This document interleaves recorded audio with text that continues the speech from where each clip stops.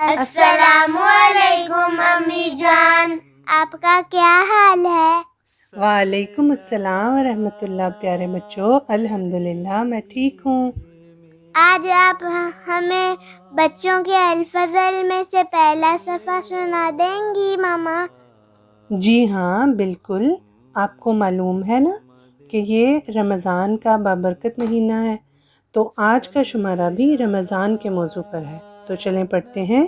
آج کے شمارے میں بچوں کے لیے ہے گلدستہ معلومات میں پڑھیں دلچسپ معلومات، دادی جان کا آنگن میں سنیں کہانی، رمضان اور تلاوت قرآن کریم، ذہنی آزمائش میں بوجھو تو جانیں، راستہ تلاش کریں اور اردو سوال۔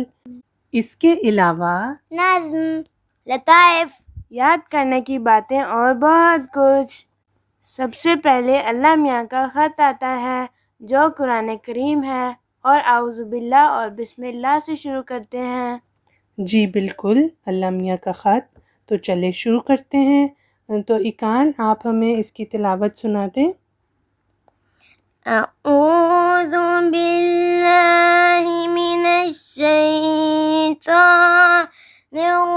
الرجیم، بسم اللہ الرحمن الرحیم،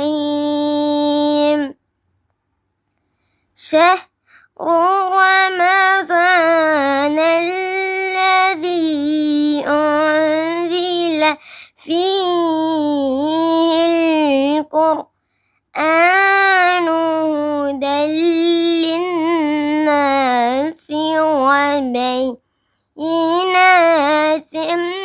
من الهدى والفرقان،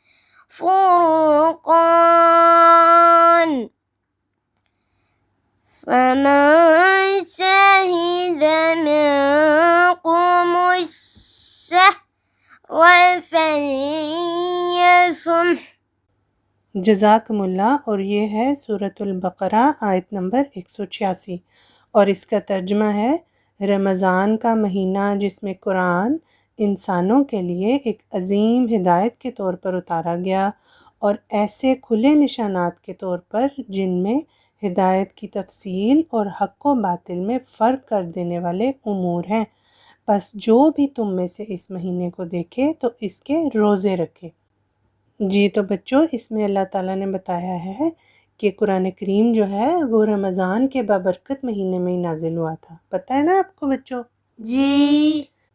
اور یہ بھی اللہ تعالیٰ نے اس آیت میں بتایا ہے کہ اس ہی مہینے میں روزے بھی رکھنے چاہیے۔ ٹھیک ہے بچوں؟ ٹھیک ہے۔ اگلا سیگمنٹ ہے ہمارے نبی پیارے پیارے نبی صلی اللہ علیہ وسلم، اور ہمارے پیارے نبی کا نام ہے حضرت محمد مصطفیٰ صلی اللہ علیہ وسلم۔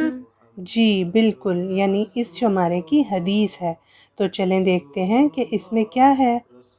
حضرت ابن عباس رضی اللہ عنہما روایت کرتے ہیں کہ نبی صلی اللہ علیہ وسلم نیکی میں سب لوگوں سے زیادہ سخی تھے، اور رمضان میں بہت ہی سخاوت کرتے تھے۔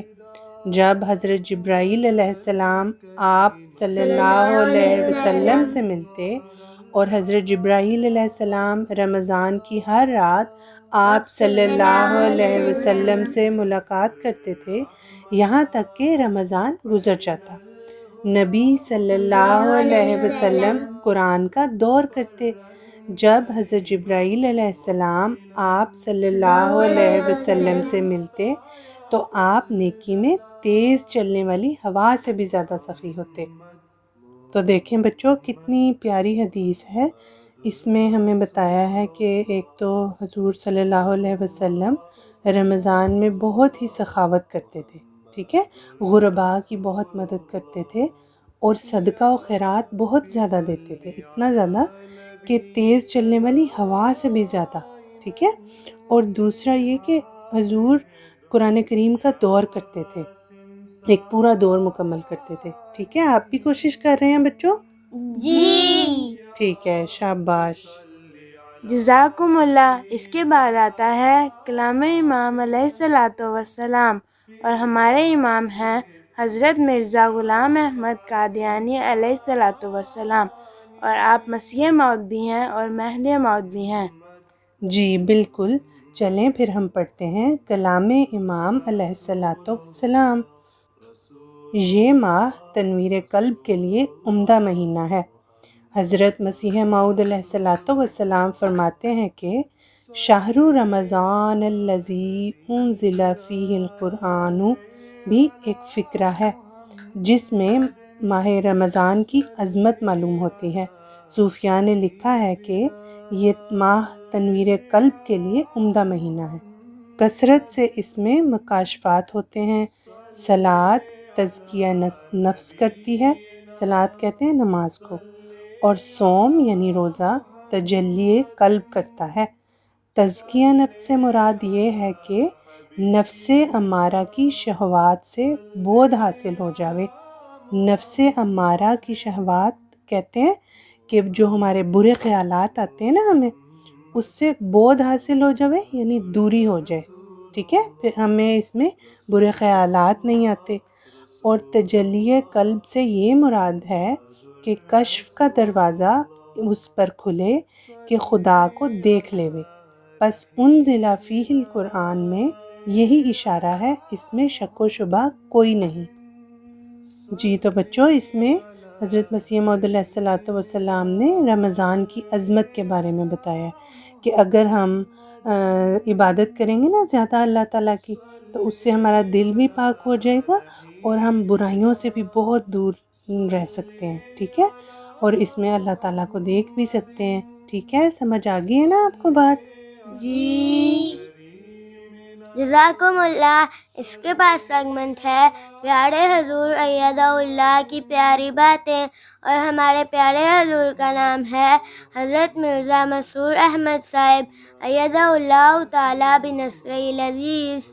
جی بالکل، چلیں پڑھتے ہیں پیارے حضور ایدہ اللہ کی پیاری باتیں۔ خوش قسمت ہیں وہ جو اس عظیم کتاب کو اپنا لائے عمل بنا کر اس پر عمل کریں۔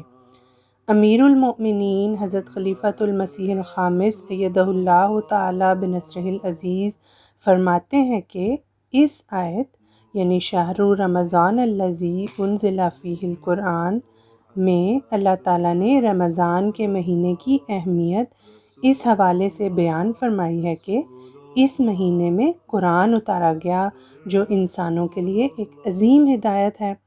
اللہ تعالیٰ نے اس کتاب میں تمام امور کا احاطہ کر کے تمام ہدایات دے کر انسان کے اللہ تعالیٰ کی طرف بڑھنے کے تمام راستے دکھا کر شیطان کے تمام راستوں سے ہوشیار کر کے موجودہ اور آئندہ آنے والے امور کی طرف رہنمائی کر کے ان کے خطرات سے آگاہ کر کے ان سے بچنے کے راستے دکھا کر دہریت کا مقابلہ کرنے کے راستے دکھا کر، دہریت کہتے ہیں کہ جو لوگ اللہ تعالیٰ کو نہیں مانتے، ٹھیک ہے، شرک سے ہوشیار کرنے اور اس سے بچنے کے طریقے سکھا کر، غرض یہ کہ تمام امور جو موجودہ ہیں یا پرانے زمانے میں تھے یا آئندہ ہوں گے، ان سب کو قرآن مجید میں بیان کر کے خدا تعالیٰ سے تعلق میں بڑھنے اور ہدایت پر قائم رہنے کے تمام راستے اس آخری کامل اور مکمل شریعت میں بیان کر دیے ہیں۔ پس خوش قسمت ہیں وہ جو اس عظیم کتاب کو اپنا لائے عمل بنا کر اس پر عمل کریں اور اپنی دنیا و عاقبت سنوار لیں، سچائی کو پکڑ لیں اور سچائی پر قائم ہو جائیں، تو پھر وہ اللہ تعالیٰ کے اپنے بندے سے پیار کے سلوک کے نظارے بھی دیکھ لیں گے۔ پس یہ ہے رمضان کے مہینے کی اہمیت کہ اس مہینے میں اللہ تعالیٰ نے کامل شریعت ہم پر اتاری ہے اور اس کتاب میں ہمیں روزوں کی فرضیت اور عبادتوں کے طریقے بھی سکھائے ہیں۔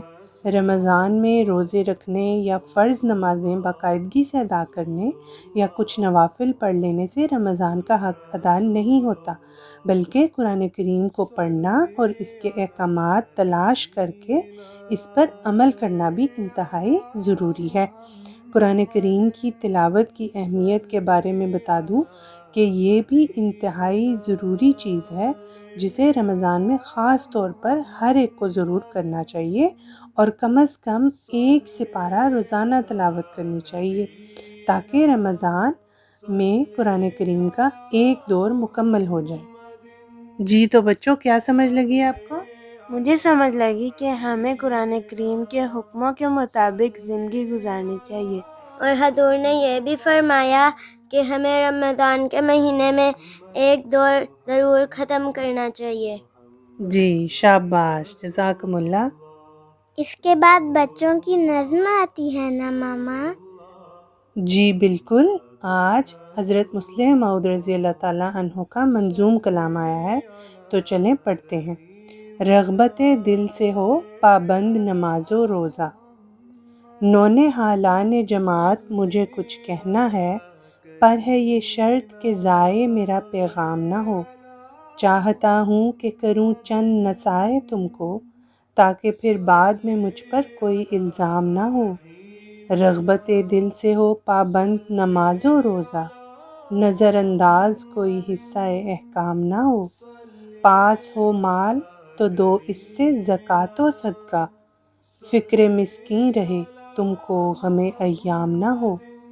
اپنی اس عمر کو ایک نعمت عظمیٰ سمجھو، بعد میں تاکہ تمہیں شکوہ ایام نہ ہو۔ میری تو حق میں تمہارے یہ دعا ہے پیارو، سر پہ اللہ کا سایہ رہے ناکام نہ ہو۔ جی تو بچوں، اچھی لگی آپ کو نظم؟ جی اور سمجھ بھی آ گئی ہے آپ کو؟ جی ٹھیک ہے، جزاکم اللہ۔ تو یہ تھا بچوں کے الفضل کا پہلا صفحہ۔